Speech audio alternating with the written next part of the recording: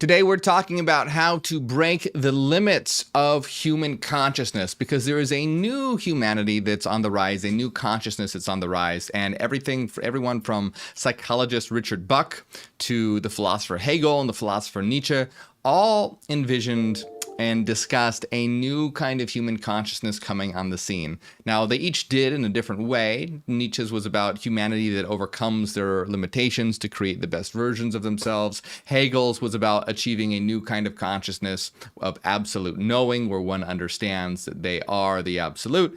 And Richard Buck talked about cosmic consciousness, which is similar to Hegel's concept, but not quite as detailed and a little bit different. But this was all about creating a new Earth and new humanity, and this is what we're seeing happening right now. We're having a new kind of consciousness arise on the scene, and we're going to talk about how to break standard, limited human consciousness. And we're going to take a look at some spiritual ideas, some new age ideas, some mystical ideas, and see that they are wrong, very wrong. And in fact, they can lead to limiting you. So what we have to do to be able to break the limits of human consciousness is, guess what? Big surprise. Break the limits, destroy the limits. But we have to identify what those limitations are so that we can expand into a new consciousness. And of course, expanding into a new consciousness is important because it allows you to take control of your life and to help us create a new world, things that we need to do. Because, hey, when you create a better version of yourself, you're able to create and contribute to the world, which creates a better world, and a better world will then lead to initial conditions where we can create better people. So let's take a look into this. There's a lot to talk about, but to start things off, I want to take a look, as usual, on this article at medium.com, written by Knowledge Collective. If you enjoy the excerpts from this article that we're going to read, then I highly recommend following Knowledge Collective. I enjoy their articles that they write. I don't agree with everything they say, but they do write some interesting articles. Now, this particular article is called "The Human Species is About to Evolve into Something Far More Magical." And we're going to look at this because that's what we're talking about today, is what humanity is evolving into and how one can break the limits of standard, ordinary human consciousness and go beyond self-awareness, how to remove those limitations. So this article continues by saying, the human species has evolved to the point where we can become so much more than we are now. And that's a very important point. The thing to realize, it says the human species has evolved to the point where we can become so much more than we are now. Well, what point has the human species evolved to? And why has the human species evolved to the point that it has? Now, I say this again and again and again, but we have to remember that reality and evolution goes through three main phases: the survival phase, the phase of planetary civilization, and then the phase of planetary independence. Now, humanity has evolved to the point where we are now, and to the point where we are now is where humanity is at the brink where it needs to transition. It's in a transitionary period from survival to planetary civilization, but most of humanity is still stuck in the survival phase. So evolution has brought humanity to where it is in order to develop, through evolution, an avatar, a body that is capable of self-awareness and has the capacity to go beyond self-awareness as well. So our bodies, our mental setup, our hardware, our brain, our filtering mechanism has evolved. It has survived via natural selection and other evolutionary means. We have the human body, the human avatar. And the human avatar has the capacity for self-awareness, and self-awareness has developed in humanity. Now, this has allowed us to survive and to dominate the earth and create cities and governments and nations and cultures, all those sorts of things. But now we need to go past the survival phase, because the survival phase is all about, well, it's about surviving. Big surprise. But we don't want to just survive. That's a terrible world. Imagine that you're going to take a vacation, and they're like, "Oh, well, what do you do in this vacation?" "Oh, you have to survive." That's not going to be a very pleasant vacation, is it? If it's about survival, unless you're someone who likes a survival kind of experience. But in general, people don't want to go and try to fight for their life and fight for survival if they want to have a pleasant experience. So right now, the Earth, we don't have a pleasant experience. Look around you. For the most part, it's pretty shitty. It's because humanity is stuck in the survival phase. We need to move on to the planetary civilization phase, which is about thriving. So we want to, hey, doesn't that sound a lot better if you're going to go on vacation? Oh, what do you do there? Oh, you thrive. It's a thriving environment. And yeah, that's a lot better. You're going to have a good time. when you're about thriving and not simply surviving. So in order to reach this stage of thriving, we need to step into a new consciousness, because self-awareness allowed us to build the world we have now, and stepping into a new higher awareness, an all awareness, or even a hyper awareness, will allow us to create this new world where we can thrive. Now, in order to do that, we have to break the limitations that have been created in the minds of humanity. So as Gustav Meyrink said, humanity has been caught in a net of sleep and dreams that they have woven themselves. Now, I'm paraphrasing, but essentially humanity has created these thought programs, these ways of thinking, these reality tunnels that block them, that stop them, that prevent them from reaching this new level of consciousness. And this is stopping you and preventing you from reaching this new level of consciousness, which can make your life so much more meaningful, so much more fulfilling once you realize what this place is, what you are, where you are, and why you are here. And this needs to be acknowledged. It needs to happen worldwide. So the article continues by saying, obviously, human evolution has already taken place. It has, to some degree, yes. We've gone from cavemen to being an advanced species with many technological capabilities. And yes, that is true. And another thing that I want to point out to you is how rapidly human evolution is occurring. If you take a look at how rapidly human evolution is occurring, we have achieved more in the last 100 years than probably we have in the last couple thousand years. So you can see that human progress is seemingly progressing at an exponential rate. And if you take a look at the technology that we're developing now with regard to things like smartphone technology, virtual reality, and especially AI technology, it's very, very possible that we are going to hit a point where we start extremely rapidly increasing our technological evolution and our discoveries, and in even consciousness evolution as well, at a rate that is, think about how just in 100 years' time, we've accomplished more than we have in at least 1,000. And think about when we get to a point where, say, we accomplish in 10 years more than we've accomplished in 100 years, and then 1 year, and then 6 months, and you can just see how it can get faster and faster. So humanity seems on track for some kind of explosion like this, because we can see the trend that seems to be trending. But the reason why that I bring this up and that it is important is because we have to realize that this is a level that we can reach. But let me continue here. It says there's so much more that we can do with our minds and bodies. Yes, and this is absolutely true. We can form a connection with the universe again by living in the present, opening our hearts and minds, and evolve into beings that are far more magical. Now, here's an important part that I want to point out. It says we can form a connection with the universe again. Now, what does it mean by again? Why again, as if it's something that we had and then we lost? Well, we kind of did in a certain way, because the thing is, what does self-awareness do? Humanity has developed self-awareness. Self-awareness is the ability to develop an ego, develop an analog I, plan for the future, at will recall memories. It's things that animals can't do for the most part. Now, animals are sentient, they're subjective, they can feel and have dreams and be happy and sad and all that kind of thing. Animals are great, animals are fantastic. But they don't have self-awareness or self-consciousness, meaning that animals are aware, absolutely, but they're not aware that they are aware. They don't know that they are aware. So an animal can, if it feels hungry, feel hungry and go eat some food. But what it can't do is go, you know what, tomorrow at 5 o'clock, I think I'm going to be hungry, so I'm going to go bury this bone over there so that specifically at tomorrow at 5, when I'm hungry, I can go dig it up. And, well, animals don't really eat bones, but they chew on them. You know what I mean. You get what I'm saying. They can't project into the future and imagine scenarios because they haven't developed an ego, a properly formed ego or analog I, not one that's very well developed anyway. So humans have this ability. But what does this ability do? Well, it separates you, it individuates you. When you develop an ego and develop an I, you go, oh, I am me. I am separate from you. I am separate from the environment. It's a separating, individuating function. And this is a good thing at first. This is what we need. We need to be able to realize that we are individuals. We need to have our individuality. We need to be able to create societies. We need to be able to create cultures. And this sense of I allows us the ability to plan and reflect, necessary for this. So becoming self-aware was necessary. But what it also did was it disconnected us from the all, or connection in general. Because as soon as you go, oh, I am me and not you, well, you individuate yourself and you get a sense of I, but then you also get a disconnection from yourself and the environment and others. The environment is not me. You are not me. That person over there is not me.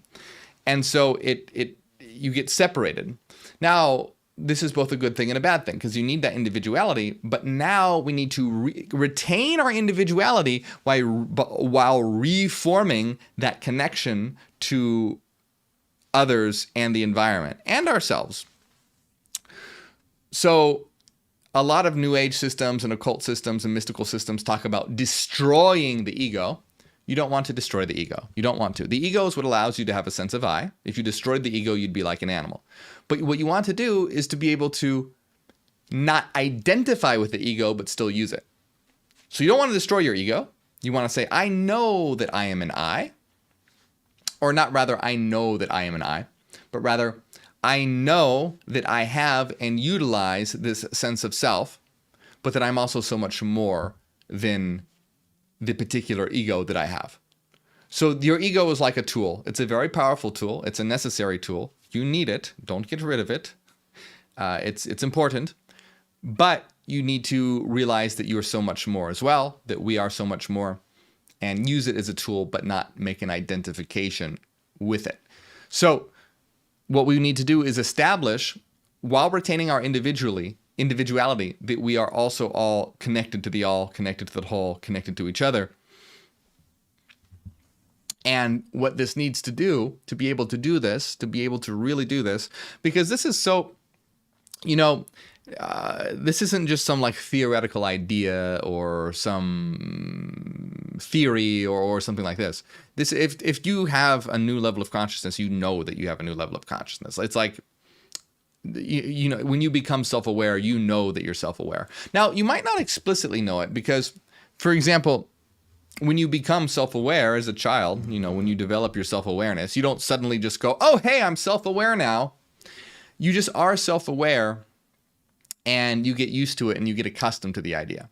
So it's not exactly true to say that, oh, if you have this higher consciousness, you absolutely know it. You will at some point, but indications that you are stepping into a new consciousness is that, well, you feel very different from others, that concepts that you discuss and talk about, other people just can't understand. They have a very hard time understanding it. They can't wrap their heads around it. They think it sounds crazy when it seems like the most obvious thing in the world to you. Another thing that might be an indication as well is that the world seems very strange. It might seem very foreign. It might seem very alien, and other people just take it for take it as normal, take it for granted. They go around their day drinking their coffee, watching Netflix, going to work, and they think it, act like it's the most ordinary thing in the world. Whereas you recognize that this is a strange place of inexplicable mystery and of concepts that are mind blowing and just this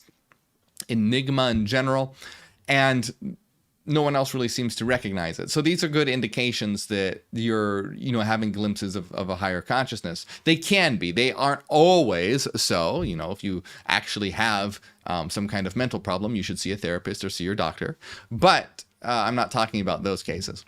So to be able to step into, break the limits, though, of human consciousness, the important thing to break the limits of human consciousness is to recognize what those limits are, destroy them, and go beyond them. Because there are thought programs that have been instilled in you since birth that specifically block you. It's like putting a wall around your consciousness. They specifically block you and limit you from going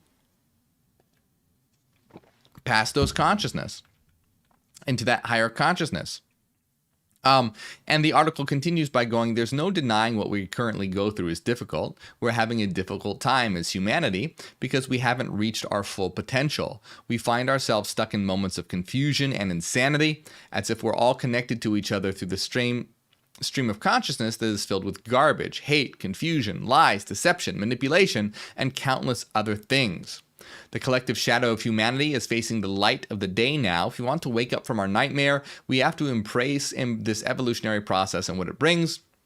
It's not going to be easy, but nothing that is worthwhile ever is. Now, I want to just read a couple excerpts here real quick and to point out, so again, I like this writer. They write a lot of great things. I don't agree with everything they say, and there's a lot of good thing in here. Now, they talk about the internet and the rise of technology and the ease of accessibility to information has caused us to be overwhelmed. But it's mostly a good thing if we're ready to look at what's causing this overwhelm. And it's because we're experiencing a rapid evolution of our consciousness. And technology is just another factor which can increase but hinder this expansion of our awareness. And this is what I was talking about, technology being an expansive, look at how much we've done in the last 100 years compared to the last couple thousand years. And then probably look how much we will do in the next 10, 15 years compared to the next 100 years, very possibly. Very possibly we will start increasing exponentially like that. We'll see. It's very interesting to see if we're at that point yet, or if it will still take longer. Very interesting to see.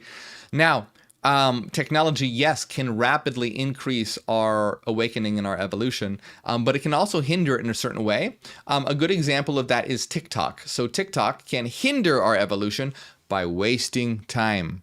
You can be stuck on TikTok swiping for hours and hours and just totally waste your mind, totally waste your brain, and this can limit your consciousness. However, the internet and social media has also been very expansive to consciousness. People wonder, why does it seem like there is an awakening occurring right now? Well, there's a lot of factors going on to what is facilitating this awakening, but technology plays an important part. The reason why technology plays an important part is because it's connecting us to the whole, and it's serving as a mirror for us to look into and recognize our collective selves. Just like a baby will look in the mirror when it becomes conscious and recognize itself by passing the mirror test. If you put a red dot on a baby's head, it doesn't have to be a red dot. If you put a smudge on a baby's forehead and put it in front of a mirror, if the child has developed self-consciousness, it'll see its reflection in the mirror and reach up to remove the smudge, because it recognizes that itself is itself in the mirror. Now, something like a dog doesn't recognize itself in the mirror for the most part. It just barks because it thinks it's a different dog. It thinks it's another dog. So the internet and social media is serving as a collective mirror for us to peer into. And I'm being metaphorical about this, of course, but what it does is it connects us. Remember, self-awareness individuates us, but now we're trying to connect ourselves through that all awareness. Okay, so first we had self-awareness, now we need all awareness. Self-awareness developed through the development of the analog I and the ego.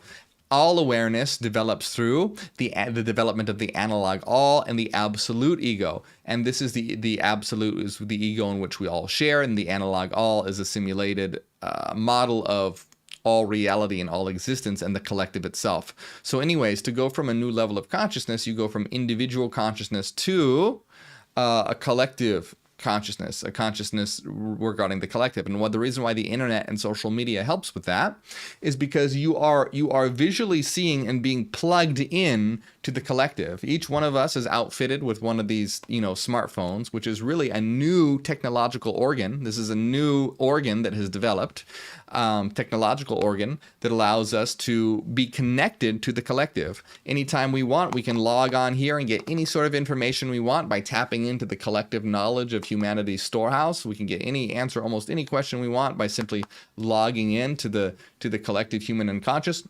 Not only that, but it outfits us with new senses. It allows us to see, because this is outfitted with audio and visual, video camera, audio recording. So like I'm live streaming right now and people live stream what's going on in their world. We're able to log in and connect and see through the eyes and hear through the ears of other people through their smartphone device. And this is giving us a sense of a collective, a sense of a wholeness, and a sense of unity as we see what's going on in the world, what the collective is facing almost in real time. And this is only going to increase. It's only going to get more and more connective as we form that connected consciousness and realize that we are a unity, that we are a living unity, that we're not just individuals, but we're individuals within a network that can operate as one living ecosystem. And technology greatly facilitates that, and it can increase that as well. And I think that as we go further and further in technology, we will be able to lift the filter of the brain.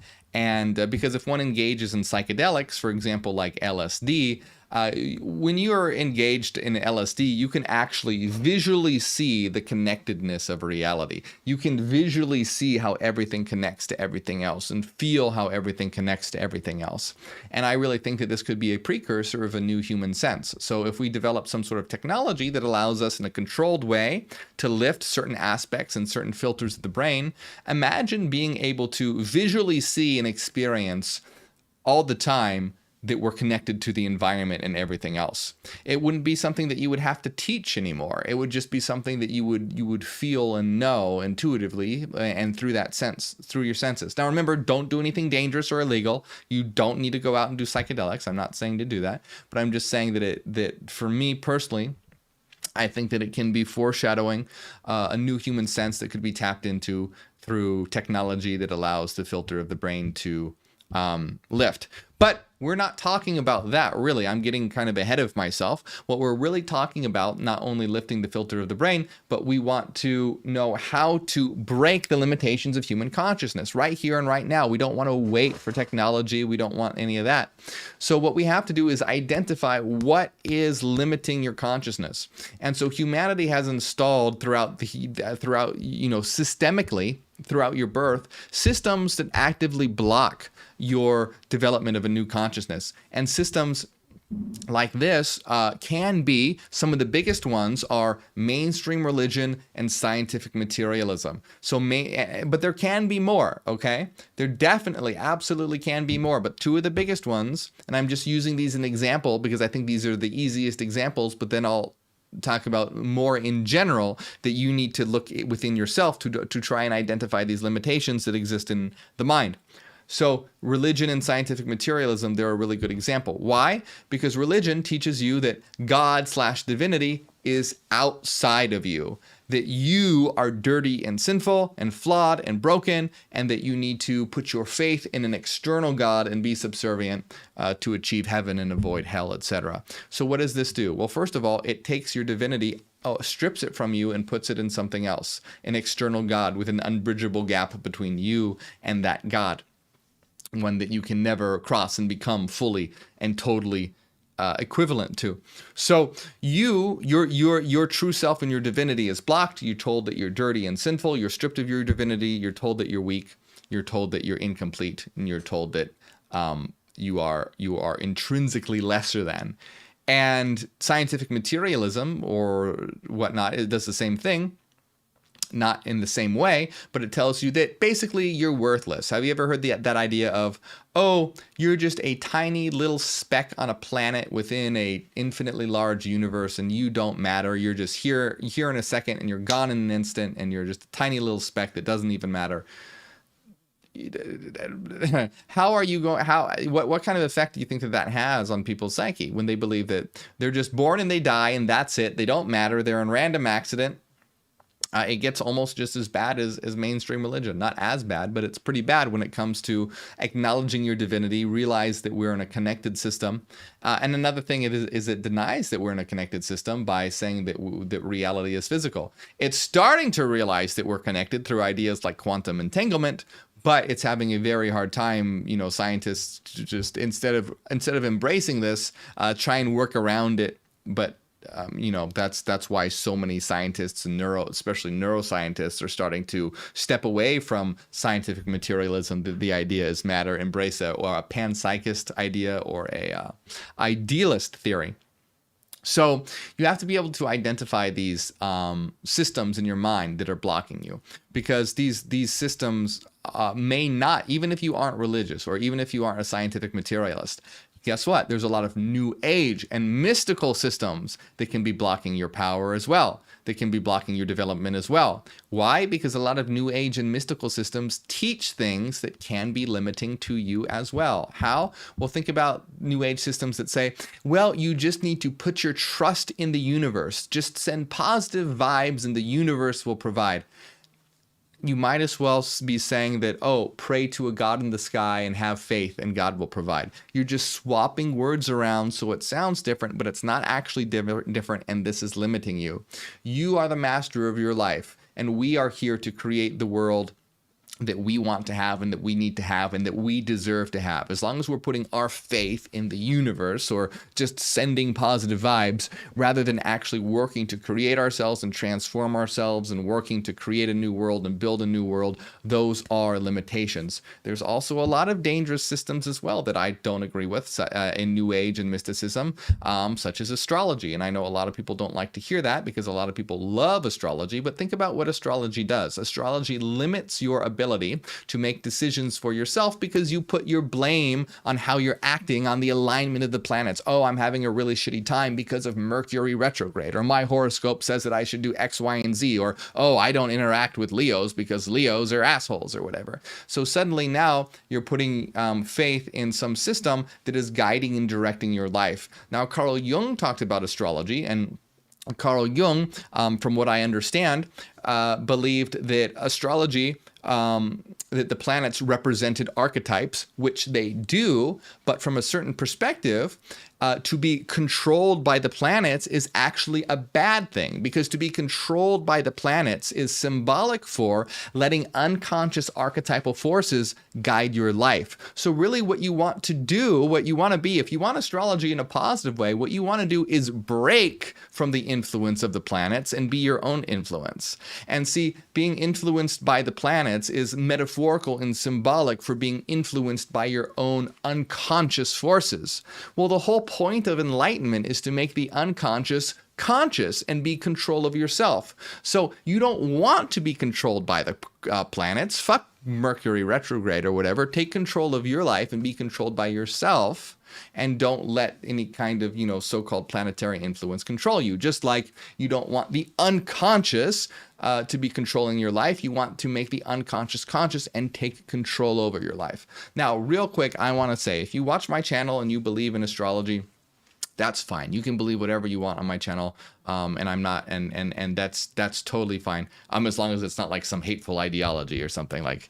That's not good. But for the most part, out of all the different things to believe out there, it's not that bad. Okay. So I just am saying, if you watch my channel and you believe in astrology, that's fine. Whatever. That's I'm not shitting on you because of that. But I want to put out why I think it can be a damaging system, because this is the whole point.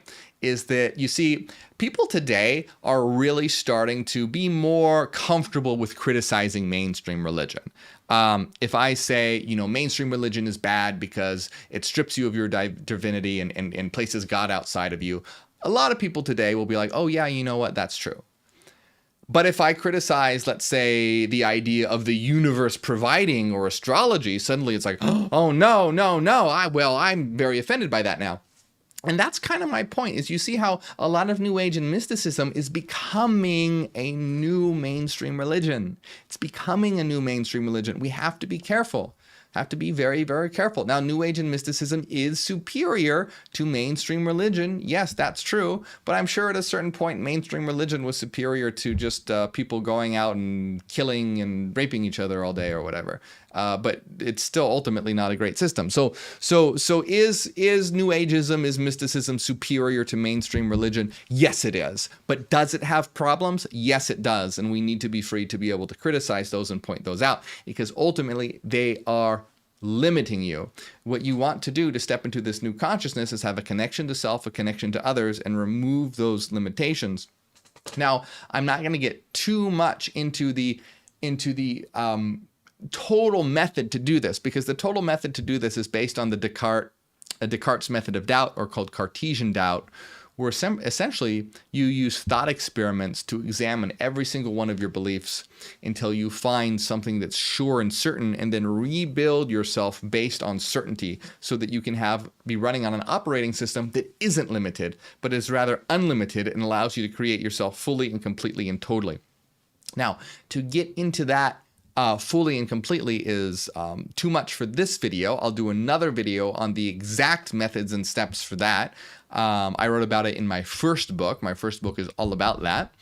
But which is called The Metaphorical Suicide, because it's about destroying yourself, metaphorically, of course, so that you can rebuild yourself. And that's the whole point, is you must destroy these limitations. Remember, this is all metaphorical, of course. This is about thought structures that you need to destroy. You always want to make sure that your body is healthy and you're taking care of yourself and being healthy. But when it comes to these limiting thought structures, they need to be destroyed and removed. And to be able to destroy and remove these thought structures require metacognition, a high degree of metacognition, which is thought thinking about itself. Thought thinking about itself is how one reaches higher and higher levels of consciousness, along with concept networking and phenomenological experience. But metacognition is incredibly important. The higher levels of metacognition that occur, the higher levels of consciousness that one can reach. And the first part necessary of metacognition is to examine your beliefs and examine your limitations. When you examine your beliefs and examine your limitations, that's thought thinking about itself, and this is how you go beyond them. The great philosopher Hegel said, to be aware of your limitations is to already be beyond them. This is because most people aren't aware of their limitations. They just are fine with them. They don't even look at them. For example, someone who believes in Christianity isn't aware of the limitations that Christianity imposes on them. Someone who is in a New Age spirituality aren't aware of the limitations that are imposed upon them, sense the dangers of putting trust in the universe or letting their life be guided by planets. They aren't aware that these are limitations. So they're stuck and forever trapped in them. If you aren't aware that you're a prisoner, you'll never break free. You can kind of think about it that way. Once you are aware of that you're a prisoner, you can think, okay, how can I break free? How can I get through these bars? I realize that there's something outside of this. If I didn't realize there was something outside of this, I'd never try to escape, because I wouldn't realize there was anything to escape to. So if you're aware of your limitations, you know that there's a beyond, you know that there's something else, and you can then try to start to go beyond those limitations. So always examine your limitations. Always examine your beliefs. Think about them logically. Think about them critically. Think about what effect they have on your life. And ultimately, what we need to do and understand is realize that the most important faculties are both intuition and reason coupled together. And the problem today is that so many people go with one or the other. They're either, or none. A lot of people just don't do any. But some people are very intuitive, but they're not very rational. Some people are very rational, but they're not very intuitive. And see, we have problems with both. You can get a lot of problems. We need to be intuitive. We need to have this connection to the mental nature of reality, but temper it with reason, be guided by reason, filter it through reason. And this is really important to be able to reach this new level of consciousness, is because it takes a lot of work. You're going to see a lot of stuff, like even in this article, I didn't get a chance to read it, but even in this article, it says things like, oh, being mindful and being in the present moment is how you're going to reach a new consciousness. Look, being mindful and being in the present moment is great for experiencing life. It's not going to lead you to a higher consciousness. It's great for experiencing life, and there's nothing wrong with it, and there's a time and a place for mindfulness, and there's a time and a place to be in the present moment. Absolutely 100%. But that is not what is going to lead you to a higher consciousness. What is going to lead you to a higher consciousness is things like metacognition, constantly examining your thought processes and striving to break limitations and going beyond them. It's something very difficult. So it's kind of like this. Imagine that you're going to go to school to learn something. If you're going to go to school to learn something, it takes a lot of work. It's not just sitting there and being and just being in the present moment. No, it's about absorbing information, reflecting on that information, being critical about that information, integrating that information. Now, our school system is shitty, so I'm not specifically saying our school system, but I'm just saying in general, to be able to reach a higher level of consciousness takes a lot of work. And metacognition is a really big part of that, in examining your limitations so that you can ultimately destroy those limitations. Enlightenment is first a self-destructive process. It's first a self-destructive process so that then can be a creative process. If you're going to build a house, what you have to do is first demolish the old house that is there and make sure the foundation is solid so that you can build a new house. See, the problem is that think of your house like a mind, your mind, but think of the foundation as being really rickety and unstable. You're not going to be able to build a very good house on that because the foundation is all rickety and unstable. So you're not going to be able to add on to that house or build more on that house. What you have to do is destroy that house, build a very stable, sturdy, and strong foundation, and then you can build a new house on top of that. And this is why, enlightenment, reaching a new level of consciousness, is first a self-destructive process, because you have to destroy all the systems that are impeding you to have a healthy foundation. And Descartes, one of the first modern philosophers, knew this, and he used an analogy of a basket of apples. And he said, if you think of your mind as a basket of apples, and there are some rotten apples in that basket, he says, and he says, think of the basket like your mind, and think of the apples like thoughts or ideas that you have, or concepts, or views of reality. Okay. Now he says that if some of those apples are rotten, or bad ideas or wrong ideas, that rot is going to spread and the whole basket is going to become rotten. So your whole mind will be rotten. What Descartes says what you have to do is you have to take that basket, dump out all the apples, and then pick up each apple, examine it for rot, and if it's a good apple, put it in the basket.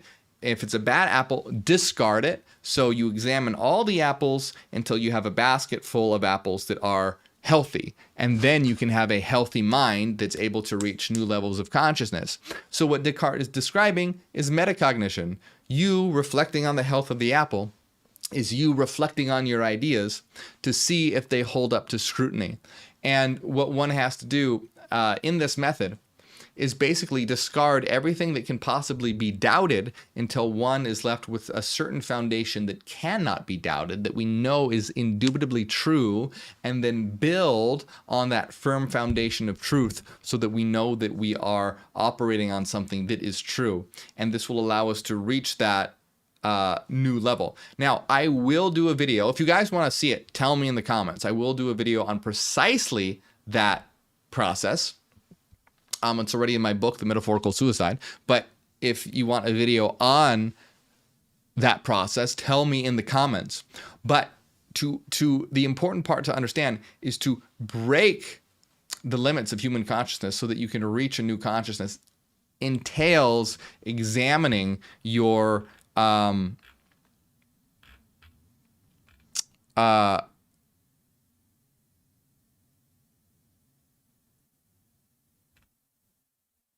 yeah, I'm just looking at this article again. See, it says things like, take control of your own emotions, don't let them control you. Yes, that's great. But it says things like, learn how to get into meditative state. Use affirmations it takes to clear your mind. Clear your emotional body through diet, exercise, breath work. Stuff like that is great for being healthy, okay? Diet, exercise, breath work, meditation, that's great for being healthy. And it is great for having intuitive glimpses, something like a meditative state. But that is still extremely limiting. That's not what is going to get you to a higher state of consciousness. It takes a lot of work. Anyone who tells you that, oh, hey, it's easy, all you gotta do is meditate and change your diet. No, that's a bunch of bullshit. That's not going to work. What you have to do is really put in the hard work to be able to break these limiting thought programs that one has been brainwashed into since birth, like the idea that reality is matter, or that a God is in the sky, or that the universe controls your actions, or that planetary alignment will dictate how your day is going to go.